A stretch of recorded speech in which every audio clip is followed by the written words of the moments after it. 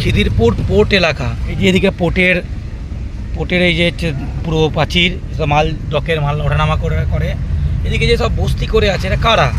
এই যে এখানে ফুটপাতে ব্যবসা করছে কারা? কেউ কোনো বাংলায় লেখা আছে? কোনো বাংলায় লেখা আছে? দেখো এই দেওয়াল লিখন দেখো কোন ভাষায়, দেখো দেখো এই লোকগুলো কাউকে দেখে বাঙালি, কাউকে মনে হচ্ছে টর্চের, ওই যে টর্চের হচ্ছে তোমার যে হোক বা জয় শ্রীরাম হোক, যাই হোক, যে কোনো পার্টির, মোদির হোক, কারোর কোনো বাংলা নেই। এই যে পোর্টে দেখেছো মাল চলাচলে যে ক্রেন ফ্রেন আছে সব মাল ওঠা নামার জন্য, এখানে কাউকে কোনো বাঙালি দেখছো? কোনো পোর্টে কোনো বাঙালি সরকারি জমিতে বসে আছে দেখো, কোনো বাঙালি নেই, সব বহিরাগত। বাঙালি তাহলে কোথায় যাবে? কলকাতা পোর্ট না পাটনা বা লখনৌ ছাপড়া পোর্ট, আর পোর্টে বাঙালির কাজ নেই, ব্যবসা নেই, চারপাশে সব দখল করে বসে আছে, পোর্টের জমি দখল করে বসে আছে সব বহিরাগতরা। এখন উচ্ছেদ হচ্ছে না কেন? তুলছে না কেন? পোর্ট কর্তৃপক্ষ তুলছে না কেন? ভাইরা ভাই বলে, দেশওয়ালি বলে, সব কিছু ওরা দখল করে বসে আছে খিদিরপুর।